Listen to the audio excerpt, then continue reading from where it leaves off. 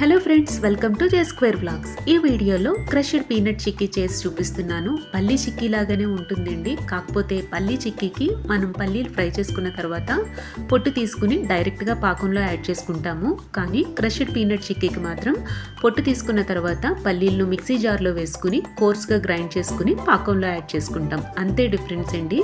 Taste మాత్రం రెండింటిది చాలా బాగుంటుంది. తప్పకుండా మీరు ట్రై చేయండి. ఫస్ట్ స్టవ్ మీద ప్యాన్ పెట్టుకుని 1 కప్పు పల్లీలు వేసుకుని లో టు మీడియం ఫ్లేమ్లో ఈ పల్లీల నుంచి స్కిన్ సెపరేట్ అయినంత వరకు ఫ్రై చేసుకోవాలి. కొద్దిసేపటికే చూడండి, ఇవి ఇలా కలర్ చేంజ్ అయ్యి స్కిన్ సెపరేట్ అవుతుంది కదా. ఇప్పుడు స్టవ్ ఆఫ్ చేసుకుని వీటిని ఒక ప్లేట్లోకి వేసుకుని కాస్త గోరువెచ్చగా ఉండగానే వీటి స్కిన్ అంతా సెపరేట్ చేసుకోవాలండి. చూడండి, అన్నీ ఇలా సెపరేట్ చేసుకున్నాం కదా. ఇప్పుడు వీటిని మిక్సీ జార్లోకి వేసుకుని కోర్స్గా గ్రైండ్ చేసుకోవాలండి. మరీ పౌడర్ చేసుకోకూడదు. నేను వీడియోలో చూపిస్తున్న విధంగా అక్కడక్కడ పల్లీలు కనబడుతూ ఉండాలి. ఈ విధంగా చేసుకుంటే సరిపోతుంది. ఇప్పుడు దీన్ని పక్కన పెట్టుకోవాలి. ఇప్పుడు స్టవ్ మీద ప్యాన్ పెట్టుకుని 1 కప్పు పల్లీలకు 1 కప్పు బెల్లం, 2 టేబుల్ స్పూన్ల వాటర్ వేసుకుని బెల్లాన్ని కరిగించుకోవాలి. ఇక్కడ మనకు ముదురు పాకం రావాలండి. ఈ పాకం రావడానికి 6 to 8 మినిట్స్ పాటు టైం పడుతుంది. ఇప్పుడు ఒకసారి పాకాన్ని చెక్ చేసుకుందాం.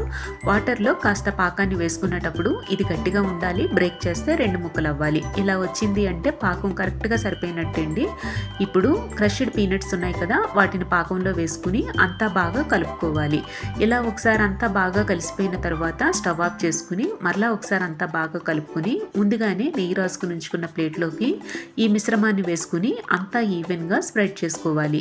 ఏదైనా ఫ్లాట్గా ఉండే గిన్నెకు నెయ్యిని అప్లై చేసుకుని అంతా ఈవెన్గా స్ప్రెడ్ చేసుకోవచ్చు. లేదంటే చపాతీ కర్రకైనా నెయ్యిని అప్లై చేసుకుని ఈవెన్గా స్ప్రెడ్ చేసుకోవచ్చండి.